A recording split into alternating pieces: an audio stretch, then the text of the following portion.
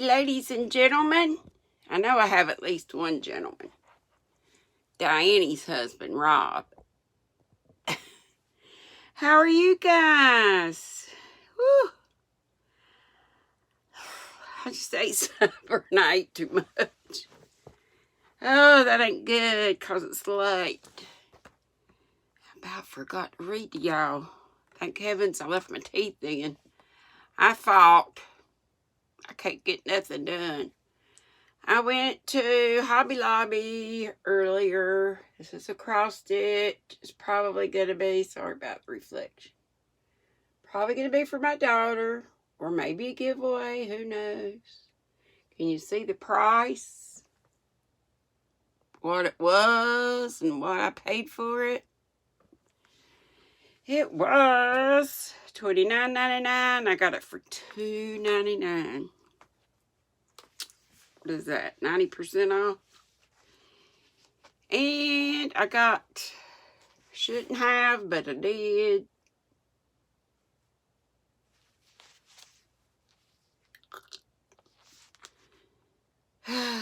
$80%, no, 60% cotton, 40 acrylic. I do like 100% cotton, but it's good to have acrylic and some stuff too, to have some give and all in it. And it has 918 yards. It's called Rainbow Rhapsody in the color Gerbera Daisy Garden. And I was told that is the correct, or there is a flower named that. There is a Gerber also. Let me see if I can get the correct, book. One book reads it to us, which is probably what I should have done, but I don't think that's legal. Know what I'm saying? Okay, remember this chapter. Let me go back. Where do you live now is where I am next. Where do you live now? Where do you live now? I think we are on chapter 6, I want to say. I might be. Yeah. We're on chapter 6 called There Was Someone Crying. There was. And I know a lot of you are going like, who's crying? What's going on? So, it's getting good now, isn't it? I hope I'm not too far away. Just see how my purdy's. Okay. I'm so full. Let me do like my mama used to do.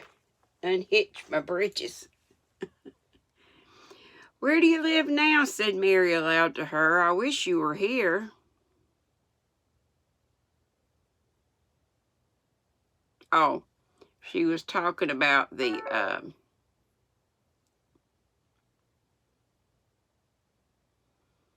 she was looking at the pictures, and it said there was a stiff, plain little girl, rather like herself. She wore a green brocade dress and held a green parrot on her finger. Her eyes had a sharp, curious look. And so that's who she's talking to. Where do you live now? Said Mary aloud to her. I wish you were here. Surely no other little girl ever spent such a queer morning. It seemed, as if there was no one in all the rambling house but her own small self. I have hiccups. Wandering about upstairs and down through narrow passages and wide ones. I hadn't had the hiccups in forever. Now I would have them.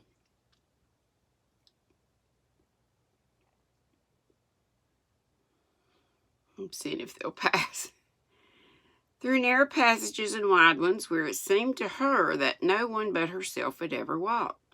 Since so many rooms had been built, people must have lived in them, but it all seemed so empty that she could not quite believe it true. Fancy dabbers, Tracy. Golly, I hate it. She was always front. Put her handle on one of them and turned. Let's see. Could not quite believe it true. It was not until she climbed to the second floor that she thought of turning the handle of a door. All the doors were shut, as Mrs. Medlock had said they were, but at last she put her hand on the handle of one of them and turned it. She was almost frightened for a moment when she felt that it turned without difficulty, and that when she pushed open the door itself slowly and heavily opened. It was a massive door and opened into a big bedroom. There were embroidered hangings on the wall, and inlaid furniture such as she had seen in India stood about the room. A broad window with leaded panes looked out upon the moor, and over the mantel was another portrait of the stiff, plain little girl who seemed to stare at her more curiously than ever. "Perhaps she slept here once," said Mary. "She stares at me so she makes me feel queer." After that she opened more doors and more. She saw so many rooms that she became quite tired and began to think that there must be 100, though she had not counted them all. And all of them, there were old pictures or old tapestries with strange scenes worked on them. There were curious pieces of furniture and curious ornaments in nearly all of them. In one room, which looked like a lady's sitting room, the hangings were all embroidered velvet, and in a cabinet were about 100 little elephants made of ivory. They were of different sizes, and some had their mahouts, M-A-H-O-U-T-S.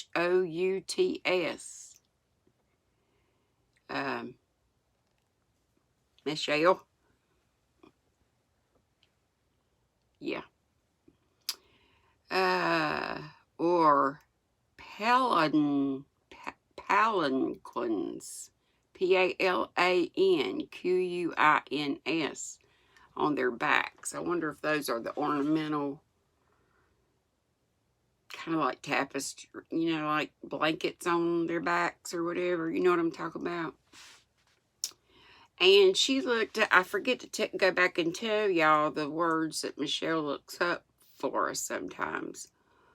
That word moithered, I think, when she was talking about, whose mother was it that had a bunch of young'uns? Was that Dickens? And I don't know. Y'all remember, you can go back. But it meant bothered or annoyed. And it was talking about all the kids and all the noise and stuff, so that made sense. Okay. On their backs. Some were much bigger than the others, and some were so tiny that they seemed only babies. Mary had seen carved ivory in India.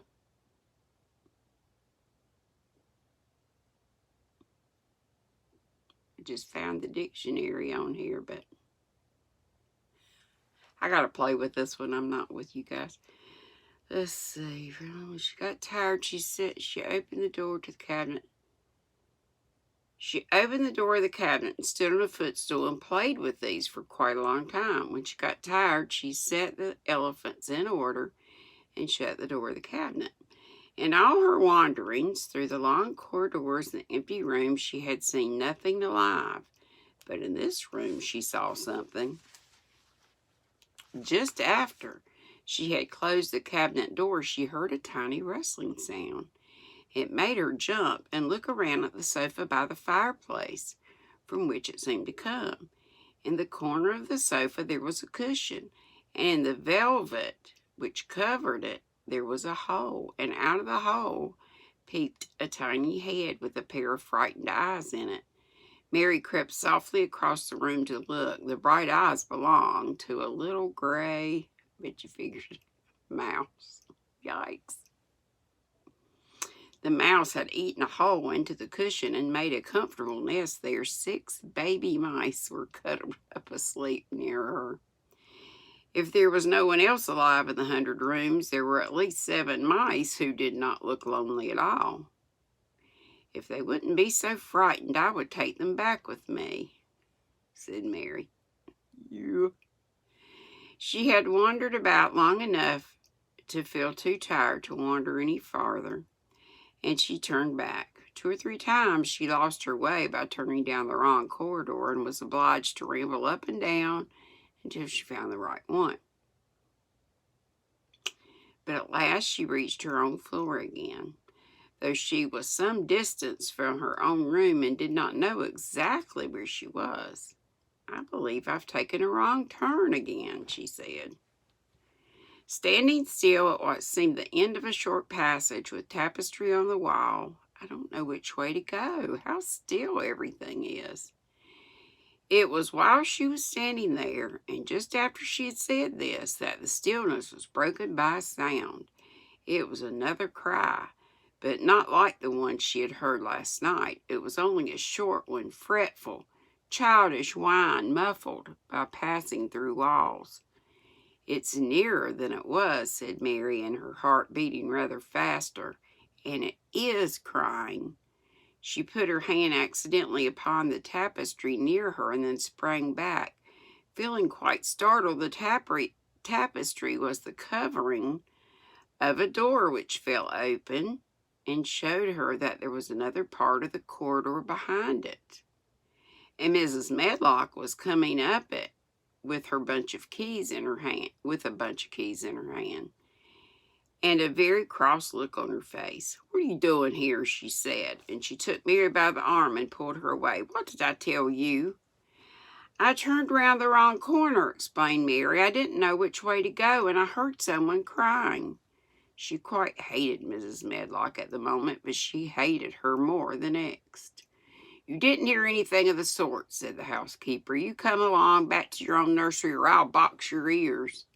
And she took her by the arm and half pushed, half pulled her up one passage and down another until she pushed her in at the door of her own room. Now, she said, you stay where you're told to stay, or you'll find yourself locked up.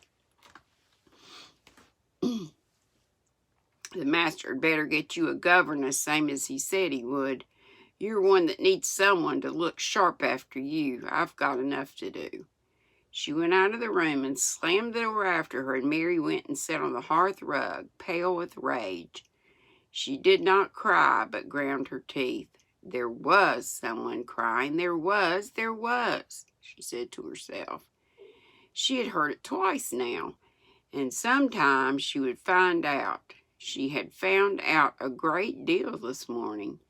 She felt as if she had been on a long journey, and at any rate, she had had something to amuse her all the time, and she had played with the ivory elephants and had seen the gray mouse and its babies in their nest in the velvet cushion. And chapter 7 is called The Key to the Garden. I'll read some of this. 2 days after this, when Mary opened her eyes, she sat upright in bed immediately and called to Martha. Look at the moor! Look at the moor! The rainstorm had ended, and the gray mist and clouds had been swept away in the night by the wind. The wind itself had ceased, and a brilliant, deep blue sky arched high over the moorland. Never had Mary dreamed of a sky so blue. In India, skies were hot and blazing. This was of a deep, cool blue, which almost seemed to sparkle like the waters of some lovely bottomless lake. And here and there, high in the arched blueness, floated small clouds of small white fleece. The far-reaching world of the moor itself looked softly blue instead of gloomy purple-black or awful dreary gray. Aye, said Martha with a cheerful grin. The storm's over for a bit. It does like this at this time of the year. It goes off in a night like it was pretending it had never been here and never meant to come again. That's because springtime is on its way. It's a long way off yet, but it's coming. I thought perhaps it always rained or looked dark in England, Mary said. I know, said Mary, sitting up on her heels among her black lead brushes. Nothing of the sort is what she means to say, and I cannot say it like she says it. She says, well, I'll try. Now to the sort. Nout of the sort. Maybe that's it. What does that mean? Asked Mary seriously. In India, the natives spoke different dialects, which only a few people understood, so she was not surprised when Martha used words she didn't know. Martha laughed, as she had done the first morning. There now, she said, I've talked broad Yorkshire again, like Mrs. Medlock said. I mustn't. And she said it again, means nothing of the sort. Slowly and carefully, but it takes so long to say it. Yorkshire's the sunniest place on earth when it is sunny. I told thee that thou'd like the Moor after a bit. Just you wait till you see the gold-colored gorse blossoms, and the blossoms of the broom and the heather flowering, all purple bells, and hundreds of butterflies fluttering, and bees humming, and skylarks soaring up and singing. You'll want to get out on it as sunrise and live out on it all day like Dickon does. Could I ever get there? Asked Mary wistfully, looking through her window at the far-off blue. I guess she's talking about way off in the distance. It was so new and big and wonderful and such a heavenly color. I don't know, answered Martha. Thou's never used thy legs since thou was born, it seems to me. Thou couldn't walk 5 miles. It's 5 miles to our cottage. I should like to see your cottage. Martha stared at her a moment curiously before she took up her polishing brush and began to rub the grate again. She was thinking that the small plain face did not look quite so sour at this moment as it had done the first morning she saw it. It looked just a trifle like little Susan Ann's when she wanted something very much. I'll ask my mother about it, she said, and that must be someone in her family, I guess. I'll ask my mother about it, she said. She's one of them that nearly always sees a way to do things. It's my day out today, and I'm going home. I'm glad. Mrs. Medlock thinks a lot of Mother. Perhaps she could talk to her. I like your mother, said Mary. I should think thou did, agreed Martha, polishing away. I've never seen her, said Mary. No, thou hasn't, replied Martha. She sat up on her heels again and rubbed the end of her nose with the back of her hand, as if puzzled for a moment, but she ended quite positively. Well, she's that sensible and hard-working and good-natured and clean that no one could help liking her, whether they'd seen her or not. When I'm going home to her on my day out, I just jump for joy when I'm crossing the moor. I like Dickon, added Mary, and I've never seen him. Well, said Martha stoutly, I've told thee that the very birds like him, and the rabbits and wild sheep and ponies and the foxes themselves. I wonder, staring at her reflectively, what Dickon would think of thee. He wouldn't like me, said Mary in her stiff, cold little way. No one does. Martha looked reflective again. How does thou like thyself? She inquired, really quite as if she were curious to know. Mary hesitated a moment and thought it over. Not at all, really, she answered, but I never thought of that before. Martha grinned a little, as if at some homely recollection. Mother said that to me once, she said. She was at her wash tub, and I was in a bad temper, and talking ill of folk. And she turns round on me and says, Thy young vixen, there thy stands, saying thou doesn't like this, and thou doesn't like that one. How does thou like thyself? Made me laugh, and it brought me to my senses in a minute. Self-reflection. That's right. She went away in high spirits as soon as she had given Mary her breakfast.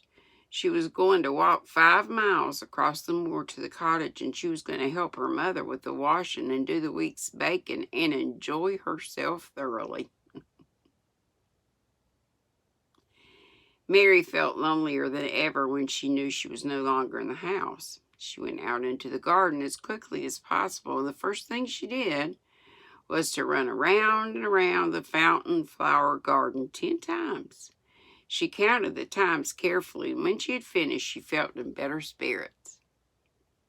The sunshine made the whole place look different. The high, deep blue sky arched over Misselthwaite as well as over the moor, and she kept lifting her face and looking up into it, trying to imagine what it would be like to lie down on one of the little snow-white clouds and float about. She went into the first kitchen garden and found Ben Weatherstaff working there with 2 other gardeners. The change in the weather seemed to have done him good. He spoke to her of his own accord. Springtime's coming, he said. Cannot I smell it? Mary sniffed. Itchy nose.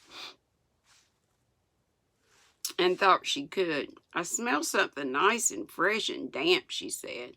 That's the good rich earth, he answered, digging away. It's in a good humor making ready to grow things. It's glad when planting time comes. It's dull in the winter when it's gotten out to do.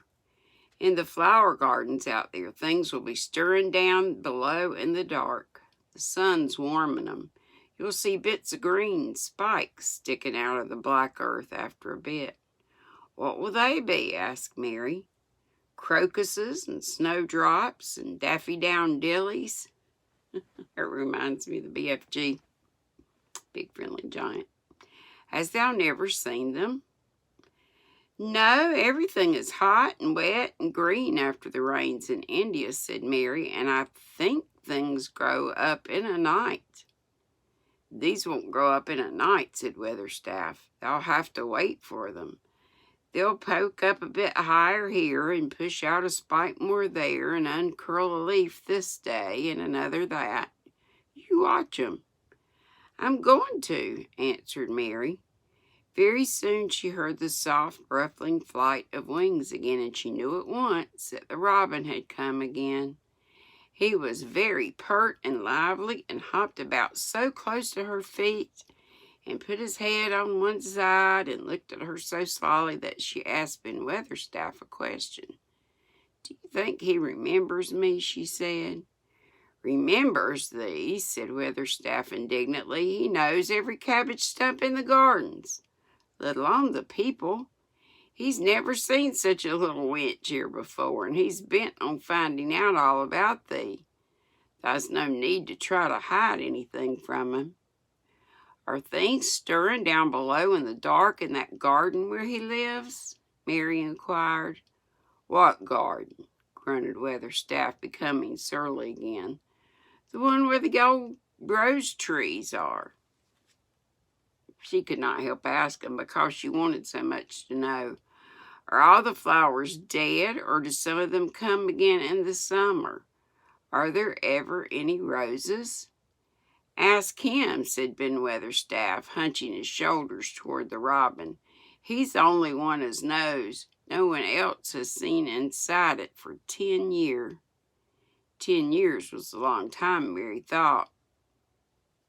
She had been born 10 years ago. She walked away, slowly thinking. She had begun to like the garden just as she had begun to like the robin and Dickon and Martha's mother.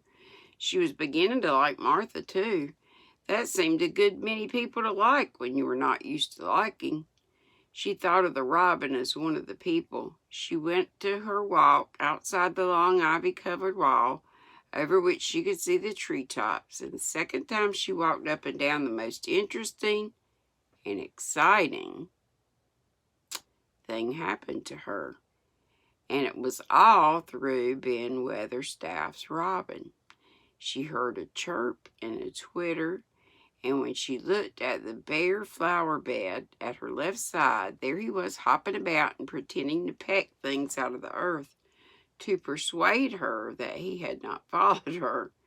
But she knew he had followed her, and the surprise so filled her with delight that she almost trembled a little. "Do you remember me?" she cried out. "You do. You're prettier than anything else in the world." She chirped and talked and coaxed, and he hopped and flirted his tail and twittered. It was as if he were talking. His red waistcoat was like satin, and he pulled his tiny breast out, and was so fine and so grand and so pretty that it was really as if he were showing her how important and like a human person a robin could be. Mistress Mary forgot that she had ever been contrary in her life when he allowed her to draw closer and closer to him, and bent down and talked and tried to make something like robin sounds.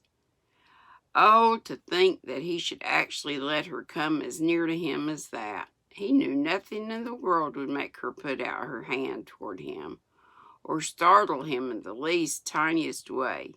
He knew it because he was a real person, only nicer than any other person in the world. She was so happy that she scarcely dared to breathe. The flower bed was not quite bare. It was bare of flowers because the perennial plants had been cut down for their winter rest, but there were tall shrubs and low ones which grew together at the back of the bed. And as the robin hopped about under them, she saw him hop over a small pile of freshly turned up earth. He stopped on it to look for a worm. The earth had been turned up because a dog had been trying to dig up a mole, and he had scratched a quite deep hole. Mary looked at it, not really knowing why the hole was there, and as she looked, she saw something almost buried in the newly turned soil. It was something like a ring of rusty iron or brass. When the robin flew up into a tree nearby, she put out her hand and picked the ring up. What do you think? Is it the key? It was more than a ring, however. It was an old key which looked as if it had been buried a long time. 10 years. Mistress Mary stood up and looked at it with an almost frightened face as it hung from her finger. "Perhaps it's been buried for 10 years, she said in a whisper. "Perhaps it's the key to the garden." Remember, she hadn't seen a door yet. And that's it for the rest of 6, and I read all of 7, and we are at chapter 8. And it's called The Robin Who Showed the Way. Be sweet. Don't be ugly. Mwah.